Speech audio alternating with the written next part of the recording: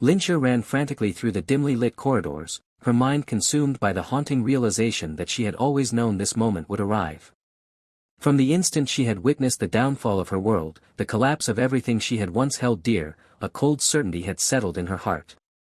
The once grand Raniero estate, which had stood tall with pride, had been reduced to ruins. The castle gates, once symbols of strength and power, had been shattered beyond repair, and the walls that had once shielded them from the outside world had been ruthlessly torn apart by merciless invaders. Her father and brother had already been slain, their lifeless bodies left behind in the wake of destruction. The loyal servants who had once bustled through the castle halls had met a similar fate. Though they had not carried the Raniero name by blood, they had been bound to the family by loyalty and duty. Yet, none had been spared. The once thriving household had been reduced to nothing more than ashes and corpses. Now, she alone remained, the last direct descendant of the Raniero family. Tears streaked her cheeks as she ran, her breath coming in sharp gasps.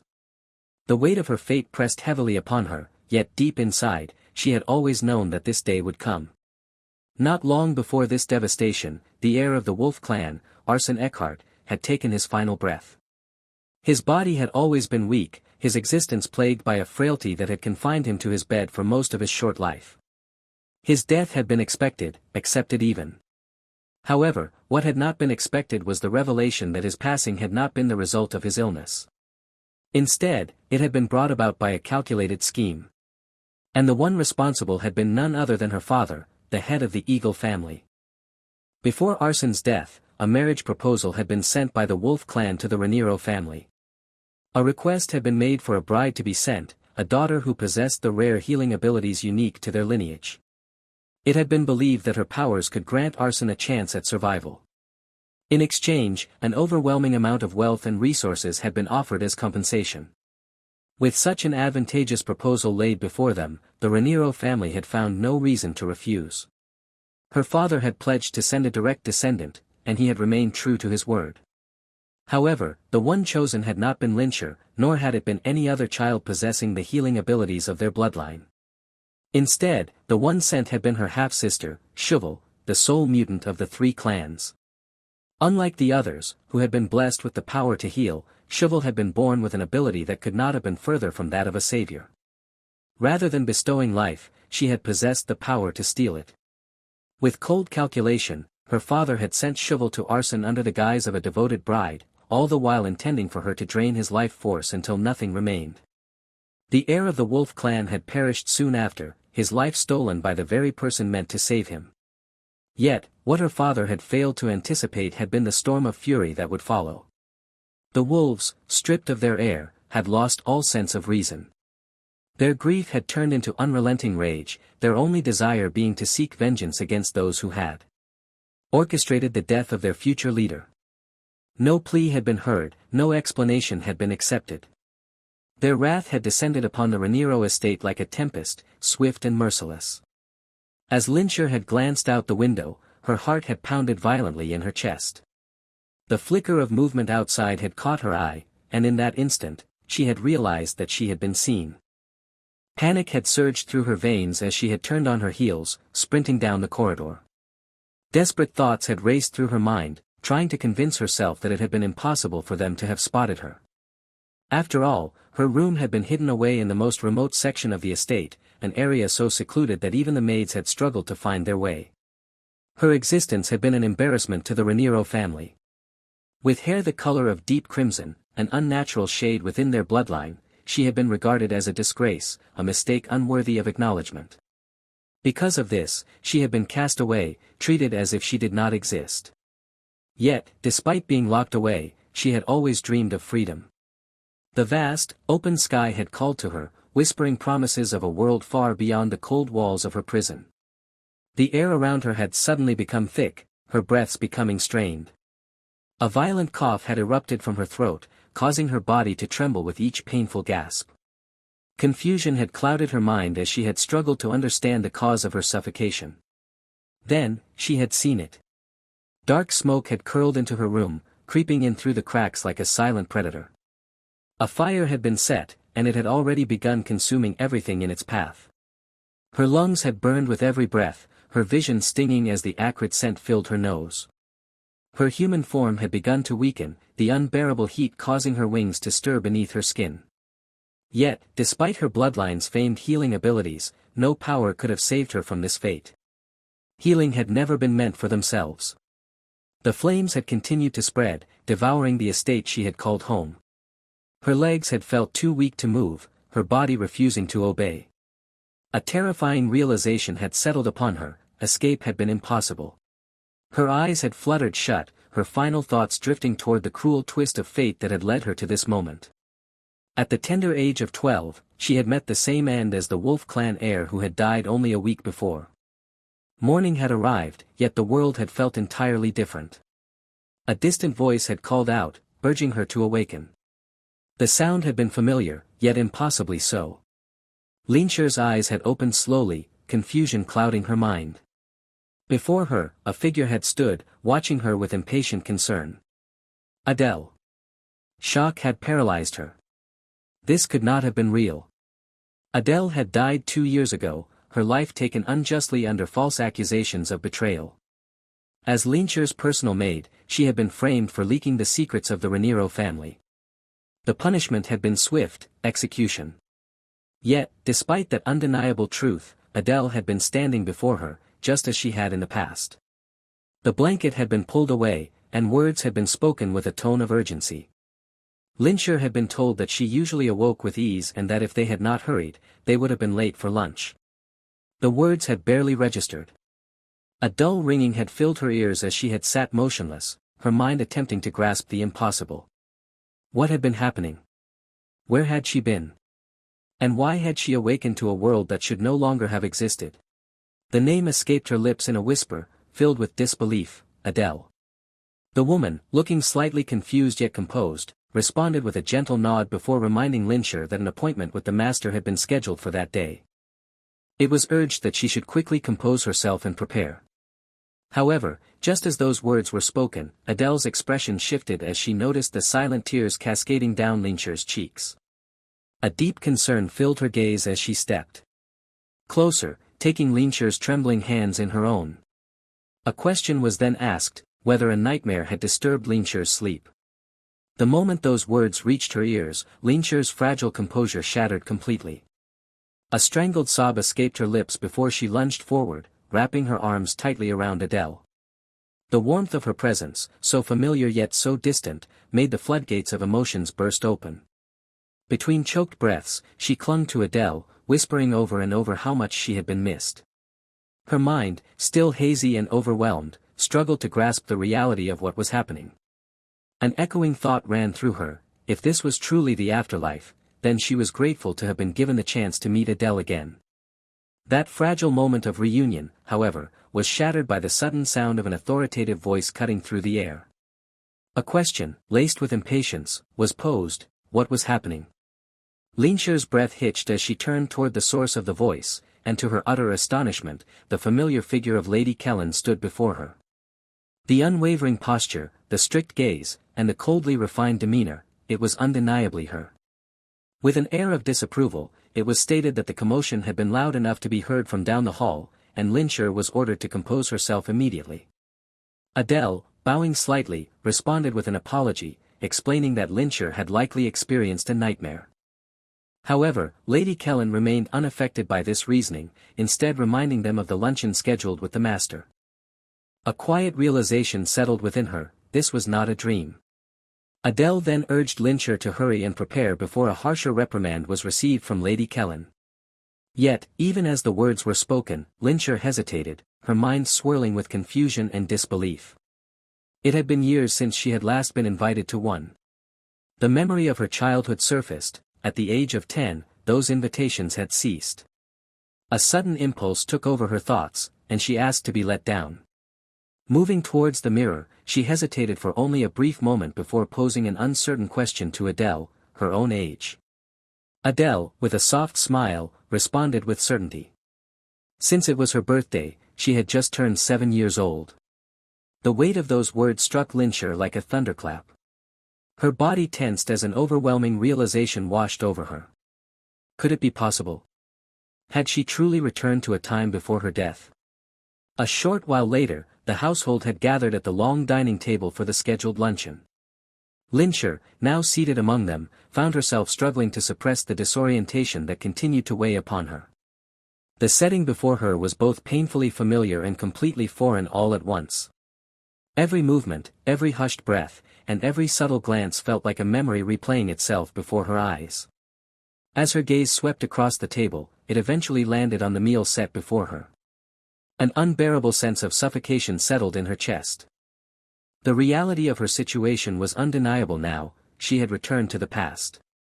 Despite the storm of emotions raging within her, she reminded herself that composure was crucial. Her father sat at the head of the table, and under his watchful gaze, table manners had to be upheld without question. A moment later, her father set his spoon down, and with a commanding tone, a reprimand was issued. Shivel, the youngest among them, was told to mind her manners.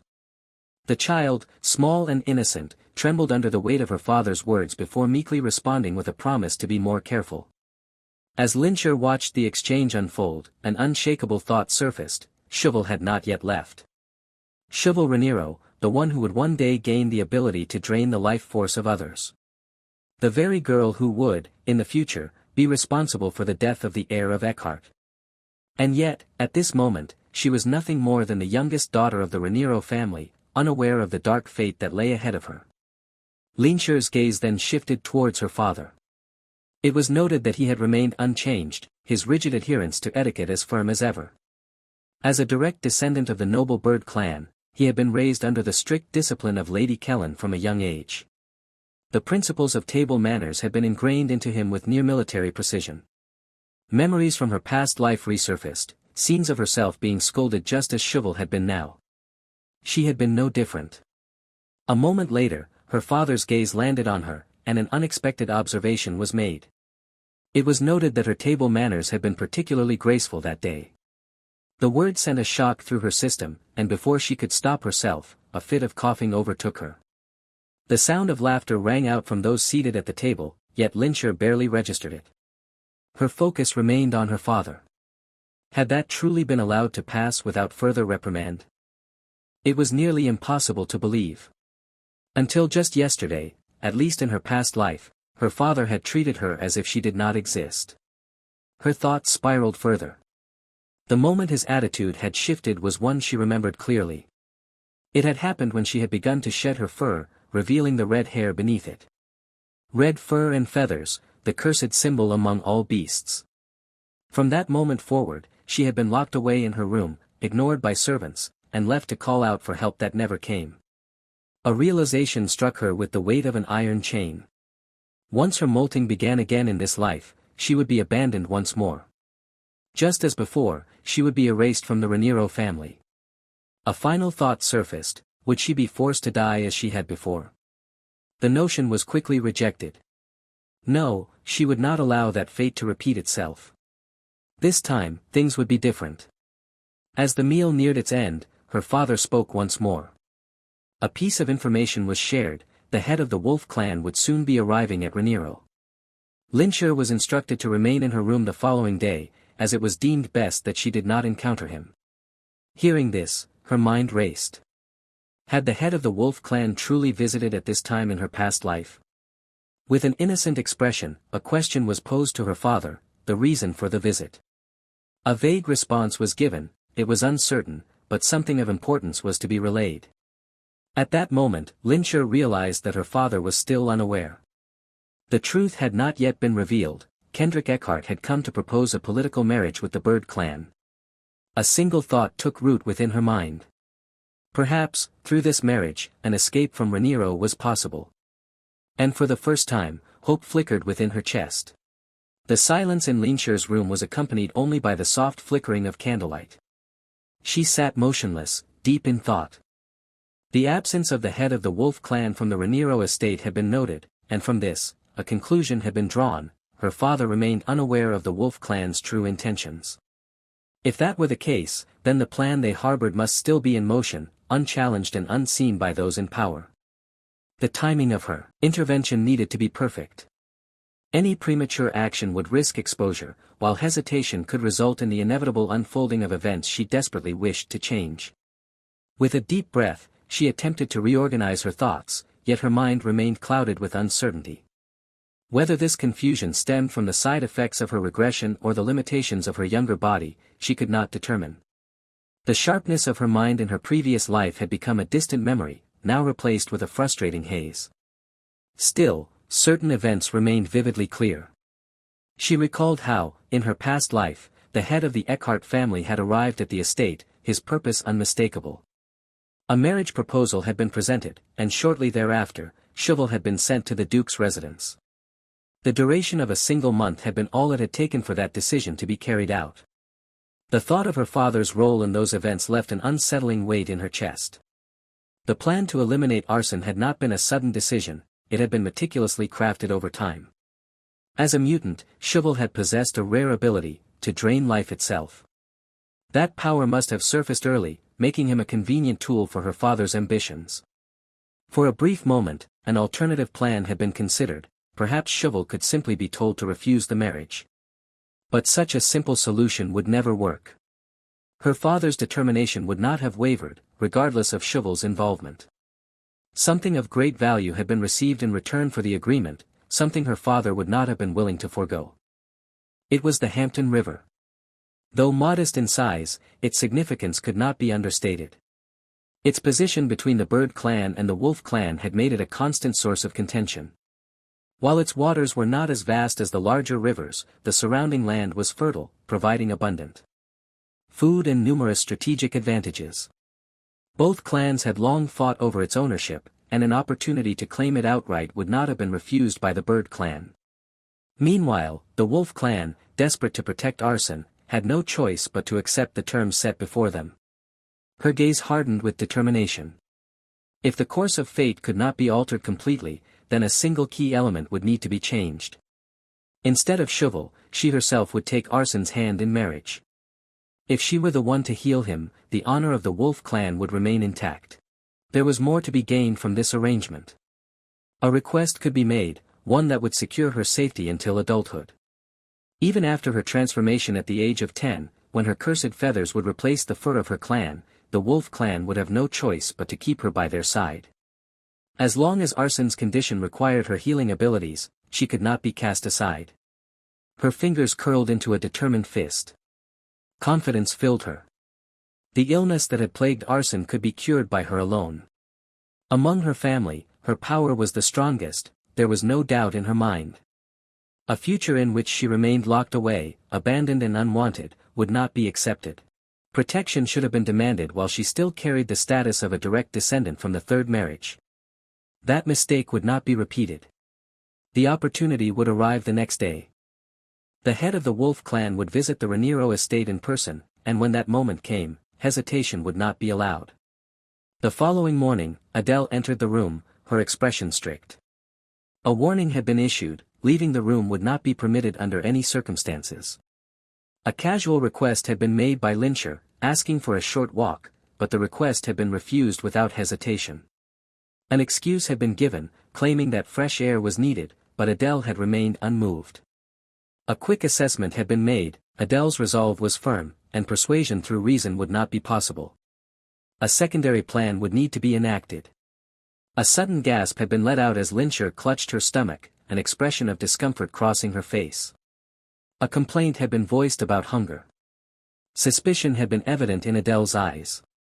A pointed remark had been made, reminding Lyncher that only moments earlier, an attempt had been made to leave for the garden. Tears had welled up in Lyncher's eyes as a sudden shift had been made, insistence had been expressed that hunger had come suddenly and could no longer be ignored.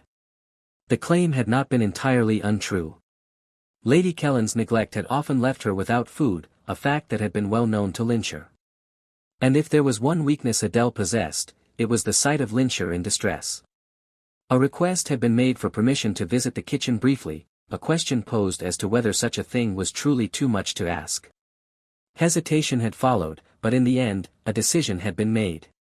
A compromise had been reached, Adele would retrieve food while Lyncher remained inside. A quick agreement had been given by Lyncher. A final warning had been issued before Adele departed, her return would be swift, and Lyncher was to remain inside the room without attempting to leave. The instant the door had closed, Lyncher's mind had begun racing. The attempt to leave through the front door had failed, but that did not mean all options had been exhausted. Another method existed. Climbing onto her bed, a hand had reached beneath her pillow, retrieving a small slip of paper. This had been her contingency plan, shape-shifting. The limitations of shape-shifting had been acknowledged. Communication would become impossible except among those of the same clan. A precaution had been taken in case verbal exchanges could not occur. A message had been pre-written on the slip of paper. My name is Linsher Raniero. Please take me to Eckhart. With careful steps, the window had been approached. A glance had been cast downward. The head of the wolf clan had not yet departed. Urgency had gripped her. Time was short, Adele's return was inevitable. Typically, the ability to shapeshift was not acquired until after the age of 10. However, the knowledge from her past life had remained. 2 small jumps had been made, just as remembered. The air around her had shifted, the transformation beginning. A silent plea had been made, failure could not be afforded. The transformation, something that had always been deemed uncertain and dangerous, had finally been achieved by her. As she had approached the window with cautious eagerness, her eyes had fallen upon Kendrick Eckhart, who had been standing below in the garden. From her position, it had seemed as though the conversation he had been engaged in had already ended. A perfect opportunity to fly away had presented itself. Her wings had trembled with anticipation. Freedom had been within her reach. But just as the moment of departure had arrived, the door had creaked open unexpectedly. The sudden intrusion had startled her. Adele, the young maid, had entered the room with a soft smile and a tray in her hands. It had been mentioned by her that some cookies had been brought from the kitchen. Linsher had been instantly filled with panic. The timing had seemed far too soon. A dreadful thought had crossed her mind, what if her absence had already been noticed? The tray had been placed down gently, and a glance around the room had been given by Adele. A question had then been asked by her, where had the young miss gone? Linsher, still in her transformed bird form, had frozen in place. The consequences of being discovered had flashed vividly in her mind. All her plans could be destroyed in an instant. A quick moment of eye contact had been exchanged between Linsher and Adele. But by then, Linsher had already taken a leap of faith. Through the window, her small form had soared into the open sky. A sense of exhilaration had rushed through her. It had been thought by her that the transformation had truly succeeded. But soon enough, a realization had dawned, her wings were still underdeveloped. The imbalance had caused her to tilt slightly to one side as she flew. The note she had held tightly in her beak had begun to slip, threatening to fall. Still, her mind had remained focused. An escape had been made. Now, the only goal that remained was to reach the leader of the wolf clan. From her place in the air, the figure of the person she had been looking for had been spotted. She had been close, almost there. However, a problem had suddenly made itself known. No method for landing had ever been learned by her. A controlled descent had not been practiced. In an instant, her body had crashed straight into the outstretched hand of Kendrick Eckhart. A moment of confusion had followed. Linsher had tried to understand whether she had landed properly or merely collided with something. But as her senses had adjusted, the realization had come to her, she had ended up in Kendrick's hand. Her feathers had been examined closely by him, and it had been observed that she bore the marks of the Raniero family. A question had been raised by him, wondering why a bird with such noble markings had been playing alone in the garden. Relief had swept through Linsher's thoughts. Despite the rough landing, a safe arrival had been achieved. All that remained now was to deliver the note clutched between her beak. A remark had then been made by Kendrick. Her ability to transform at such a young age had been found impressive. But it had also been suggested that someone so small should remain with the servants when moving about the garden. It had not been what Linsher had wanted to hear. She had been gently placed on the ground as Kendrick prepared to leave. But Linsher had not been willing to let him go. With renewed determination, she had jumped onto his shoulder, signaling urgently. There had been something of great importance that needed to be conveyed. A scratch had been delivered to his finger. Before he could even question the reason behind it, her ability had been activated. In moments, the wound had disappeared. Full healing had been completed. Shock had filled Kendrick's face as the full extent of her power had been witnessed. But the moment had been interrupted. Voices had echoed in the distance. Servants had been seen searching, and fear had gripped Lyncher. It had been feared that her disappearance had already been discovered.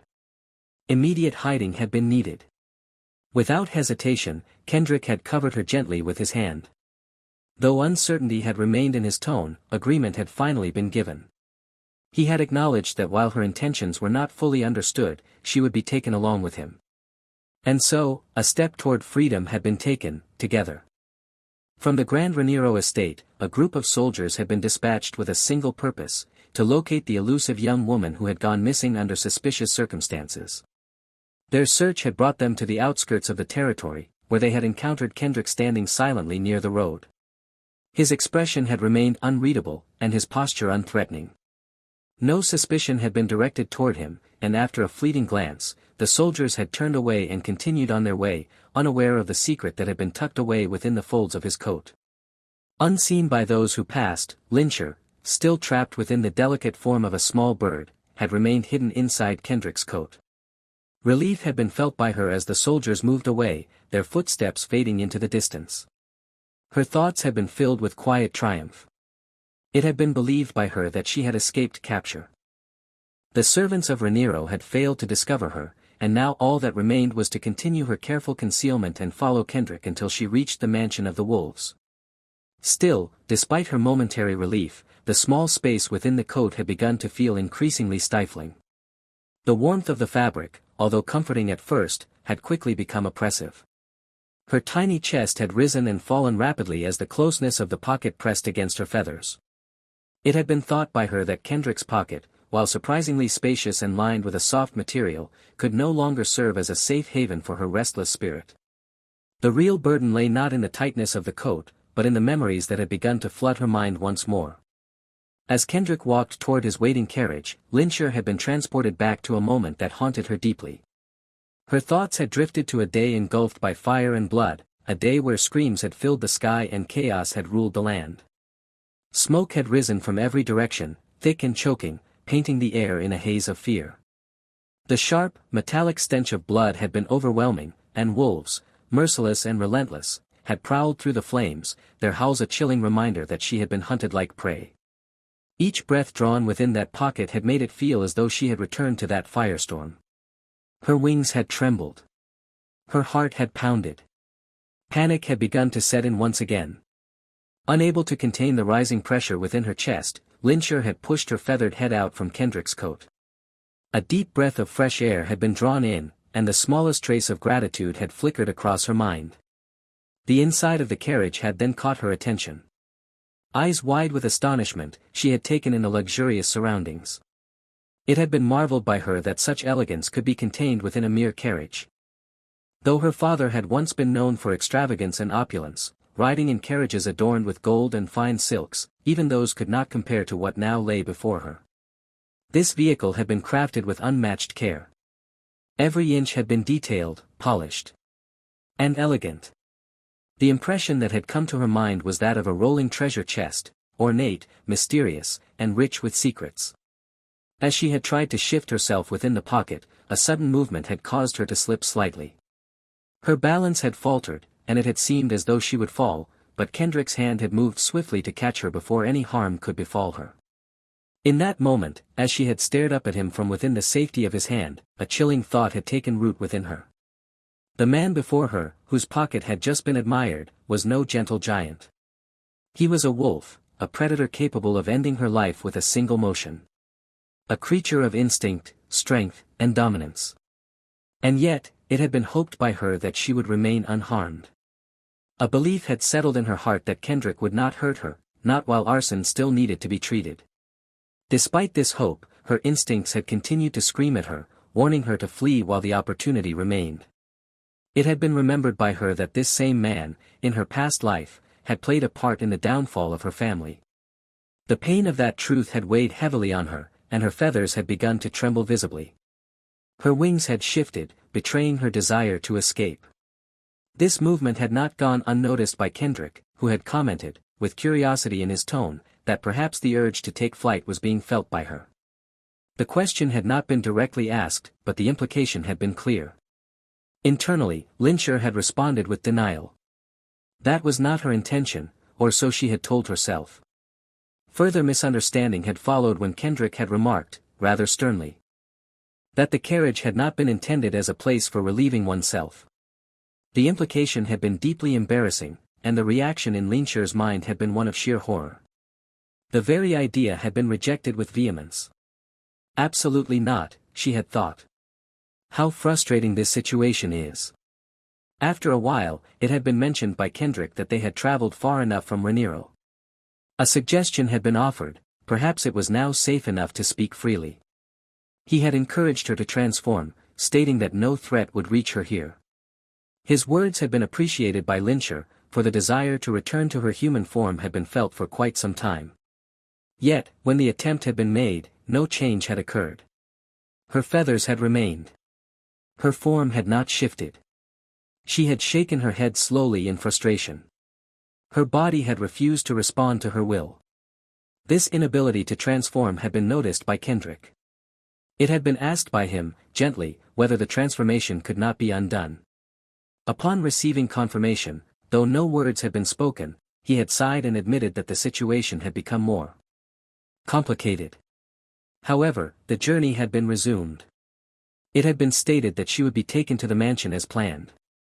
A reassurance had been given that if her decision changed at any point, her return would be arranged without question. But the idea of returning had been instantly rejected by Lyncher. That chapter of her life, in her mind, had been closed forever. As the carriage moved forward, Lyncher had perched herself on Kendrick's shoulder, her small body rising and falling with each breath. She had wondered how long the journey to Eckhart would take. Though she had never been to the region herself, it had been heard that Eckhart and Rhaenyra shared a border which had often been the source of tension between their tribes. Territorial disputes, particularly over control of the Hampton River, had often ignited skirmishes and animosity. It had been understood by Lyncher that this river, flowing through the heart of the disputed lands, held great strategic and political value. But now, none of that had seemed to matter to her. Her only concern had been escape. At last, she had thought, the Rhaenyra name is being left behind. After some time, the carriage had arrived at the gates of the Eckhart mansion. As Lyncher glanced out, her eyes had widened with awe. The estate had been magnificent, grander than she had imagined. Ornamental fountains had sparkled in the sun, while towering stone structures loomed proudly in the distance. Beauty and strength had blended seamlessly in the design of the mansion. Before she could gather her thoughts, Kendrick had reminded her, softly, that she ought to hold on tightly so that no further mishaps would occur. Inwardly, Lyncher had reassured herself that no mistakes would be repeated. The chaos of their first encounter had been learned from. Yet, just as comfort had begun to settle in, a harsh voice had pierced the air. A wolf had appeared, his expression twisted in fury, his eyes locked on them with unmistakable hostility. The serenity of their arrival had been shattered in an instant. And once again, Lyncher had been reminded, safety, for her, would never come easily. The Beloved, Chapter 6. Even while remaining trapped in her bird form, Lyncher had been alert and thoughtful, her small eyes scanning the surroundings with caution. It had been when her gaze landed on a figure crouched in the distance, a large, ragged wolf, that unease had begun to settle within her. At first, it had simply been assumed by her that it was a wild wolf, a common enough sight in unfamiliar forests. But something about it had felt off. Its posture had not matched what she had read in books about wolves. The creature had been breathing far too heavily, its chest rising and falling in strained movements, and its eyes, those eyes, had appeared unhinged, filled with terror and fury, as if its very mind had been lost. This behavior had triggered something in Lyncher's memory. It had been recalled by her that once, long ago, a passage had been read in a book about a peculiar flower that grew in scattered, remote areas, an ominous bloom whose scent was believed to drive animals into a frenzied madness.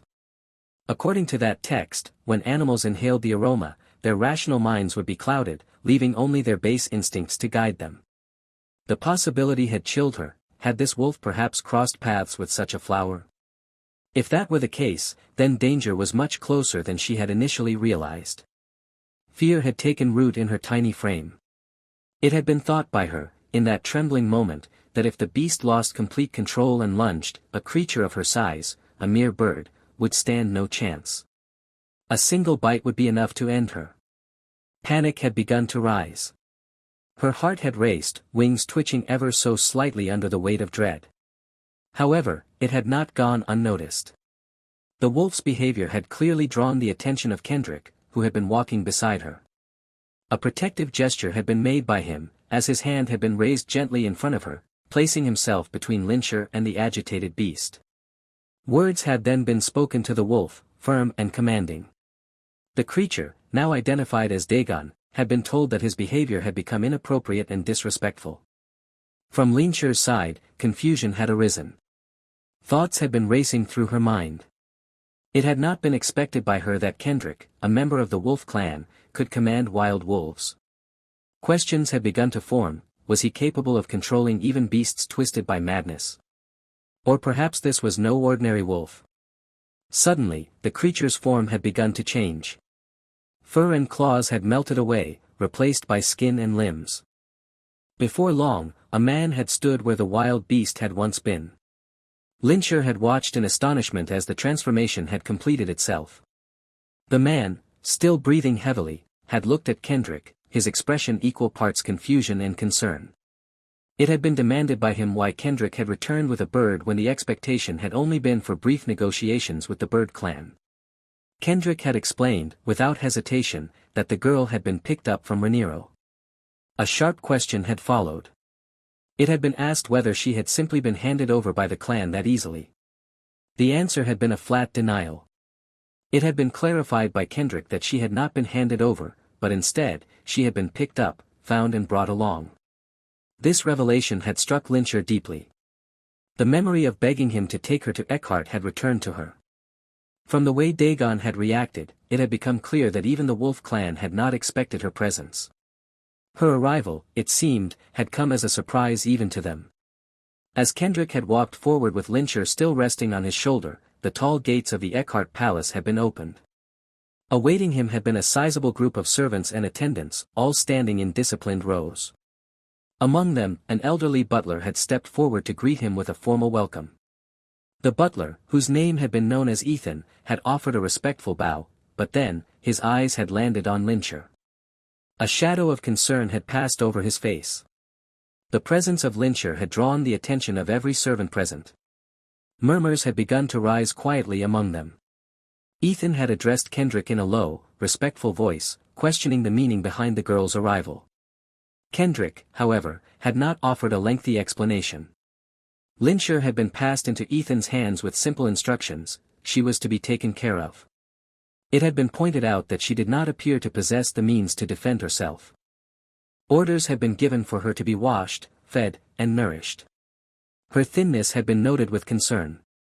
Without further discussion, Kendrick had turned and entered the palace.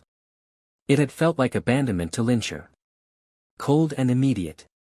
Ethan, meanwhile, had passed Lyncher to a pair of nearby servants and instructed them to watch over her temporarily. He had then excused himself and hurried inside, clearly intending to follow Kendrick. Inside the palace walls, the conversation had resumed. Ethan had requested a moment of Kendrick's time and had followed him into a private chamber. There, concern had been voiced with firm conviction. It had been said that the young bird Kendrick had brought home was none other than the daughter of the Rhaenyra clan. The implication had been made clear: if she had parents and a family, then this act might very well be seen as an abduction. The truth behind her presence had been demanded. Had force been used? Had threats been made? And even if she had come willingly, it had been argued that she should not be left with someone like Dagon, especially without clarity.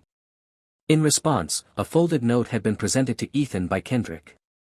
It had been the same letter Lyncher had written, pleading to be taken with him to Eckhart. After reading it, Ethan had asked whether her request had been understood. Kendrick had admitted that due to her beast form, her words had not been clear. A mistake had been acknowledged: perhaps he should have clarified her intentions before bringing her here. But then, Kendrick had asked in return, how would that have been possible when her mouth could not form human speech? Ethan had voiced one last concern. It had been feared by him that interrogation might drive the girl to flee. Responsibility had been questioned. Would Kendrick take the blame? But Kendrick had waved off the concern. It had been claimed that even if she turned out to be a spy, the situation would remain advantageous. The daughter of Rhaenyra was now in their possession. Until her power faded, she would be treated well. An order had been issued, hourly reports on her condition were to be submitted. As Ethan had left, Kendrick had seated himself, closing his eyes. Thoughts had begun to swirl. The little bird from Rhaenyra had been stronger than expected. Even in her cursed form, a power had been sensed. Perhaps she held the key to healing the child. Time would be taken. Her transformation would not be rushed. When her human form returned, her reasons would be heard. For now, she would be fed, comforted, and gently persuaded to remain. In time, she would become his daughter-in-law. Elsewhere, Lyncher had felt a strange sensation. As though her name had been spoken from afar. Moments later, Ethan had approached once more. He had gently addressed her, confirming her identity as a member of the Rhaenyra clan. Recognition had flashed in Lyncher's mind. This had been the same man to whom Kendrick had entrusted her. As she had been carried by Ethan, a question had been asked softly. Concern had been expressed. Had she been brought here against her will? She had quickly shaken her head in refusal. Relief had crossed Ethan's features. It had been admitted by him that a fear had lingered, that force might have been used once again. Lyncher had reflected quietly. The Kendrick of her past life had been terrifying. It had been difficult to imagine what he might have been like as a child. Perhaps he had been just as arrogant as the other noble children. Perhaps worse. The hallway had extended before them until a chamber door had come into view. With a respectful nod, Ethan had announced that the room was now hers. Her gaze taking in the magnificence of the space. The room into which she had entered was not just large, it was vast and exquisitely designed. Every corner of it spoke of elegance and careful attention to detail. Its beauty was breathtaking, and Lyncher, caught off guard by such grandeur, could hardly believe that it had been meant for her. It had been wondered silently by her whether the room was truly hers. The thought felt unreal. Every item in the room, each piece of furniture, each drape, every polished surface, seemed too luxurious to belong to someone like her. The cushions looked plush, the sheets appeared to be spun from the finest fabric, and the wooden carvings on the bedposts looked as though they had been crafted by the most talented artisans. The disbelief had settled in her mind. Never before had she imagined that she would live in such a place. As she stood there, captivated, Ethan had informed her gently that this room had been arranged as her new quarters. From that moment forward, she had been told, she would be staying there. And if she happened to need anything, anything at all, he had mentioned that she should feel free to say so. Orders could be given for someone to travel down to the nearby village to fetch any supplies she might require. Internally, it had been thought by Lyncher that the current provisions were already far more than sufficient. She had no desire for anything else. Gratitude filled her chest, yet she also felt a twinge of unease at being offered such generosity so freely. A warning had then been issued by Ethan in a casual but caring tone. It had been suggested that she should avoid burrowing beneath the blankets without caution. His concern, subtle though it was, had not gone unnoticed. He had then turned to one of the maids and instructed her to begin by replacing the bedding, ensuring that it would be more suitable and breathable, allowing Lyncher to sleep more comfortably that night. A question had been posed to her after that, whether anything else was causing discomfort or unease. The question had stirred her thoughts. Hunger, which had been ignored until that moment, now made itself known. She recalled that the cookies given by Adele had been left uneaten in the rush of her departure. Her stomach had been empty since then. An attempt had been made by Lyncher to subtly convey her hunger without directly saying it. Fortunately, her signals had been interpreted correctly by Ethan. A warm smile had touched his face, and he had mentioned that food would be brought to her immediately. Following his words, the servants had set into motion. The thick blanket had been removed, and a lighter one had been laid out. A full meal had been prepared and brought into her room without delay. Even a bath, warm, aromatic, and soothing, had been offered to her. Lyncher had found herself overwhelmed again. This time, however, it had been by comfort rather than shock. Everything had been managed perfectly. Nothing had been neglected. And all of this had been made possible because the wolves had carried out Kendrick's orders faithfully. A soft realization had come over Lyncher. A kind of comfort she had never known was being granted to her now, in this mansion, by those who should have been her enemies. The stark contrast to her life in the Raniero household had not gone unnoticed. She had thought to herself that perhaps now, with time to breathe, it was the right moment to go over her plan again, to reaffirm her purpose. The first part of her plan had already been executed successfully. She had arrived at the Wolf Mansion, just as she had intended. The next step was clear: marriage to arson. If the marriage could be secured, her place in the mansion would be solidified. She would not be cast aside before reaching maturity. This was not about love, it was survival. However, a complication had been acknowledged by her. The nature of wolves and their traditions made the situation delicate. In the wolf clan, it was known that a mate was chosen only once. The commitment, once made, could not be undone. It was a lifelong bond, final and absolute. A question had risen in her heart. Was she truly prepared to tie her life to the heir of the Eckhart family? Her heart had answered clearly, no. But she had reassured herself that since the marriage would be contractual and not emotional, a path to separation would remain. It had been believed by her that if a person were married off young and without consent, then once they came of age, they would be offered the option of divorce. For this reason, the marriage had not frightened her. In truth, it had seemed like a beneficial arrangement for both parties. The Wolf clan had been in urgent need of their heir's recovery. The marriage might provide emotional or spiritual support. Yet, before she could discuss anything of that nature, her form would have to change back. The beast form she still wore would have to be discarded. Yet, in her heart, she had admitted that the idea of transforming back made her strangely reluctant. An inner conflict had begun to surface. Was it truly acceptable for her to enjoy these luxuries while being so deeply entwined in a plan? Should she not be doing more, training, offering help, or proving herself? Thus far, she had merely eaten delicious food and taken a luxurious bath. She had questioned whether her value had been underestimated, or whether it had simply been decided that she was to be pampered regardless of her origin. After all, she was a daughter of their rival family. And yet, she had been treated not as an outsider, but as an honored guest.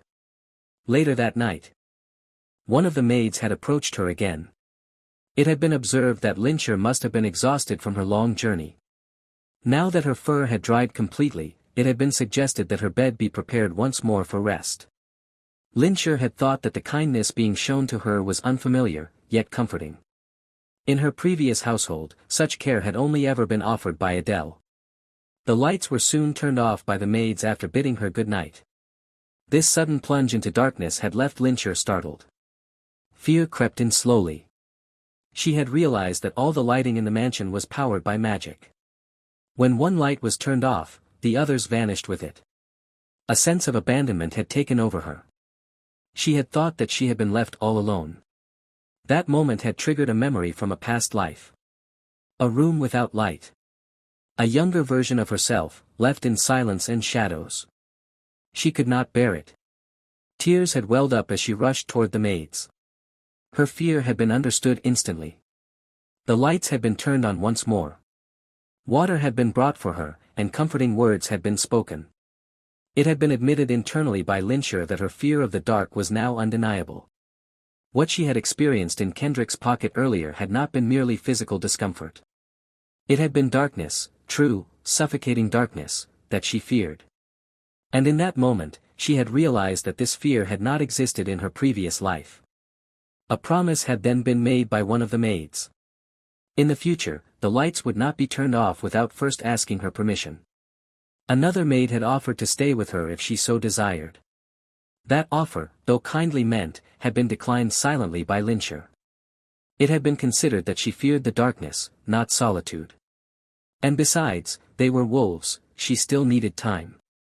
Eventually, sleep had come to her, and the night passed quietly. The next morning, Kendrick Eckhart had arrived at her door. He had asked whether she liked the room. It had been admitted by him that the preparations were made in haste, and he was unsure if it was truly to her taste. A request had then been made to her. She was asked whether she would be willing to meet his son that evening during dinner. Her eyes had widened. The name Arson had echoed in her mind. It had been realized by her, then, at last, the moment of meeting him had arrived. I feel like the real story will just start when she meets his son, and don't forget, he would be her future husband. Let's see how their meeting will go in the next part. Don't forget to like and subscribe to our channel. Thanks for watching.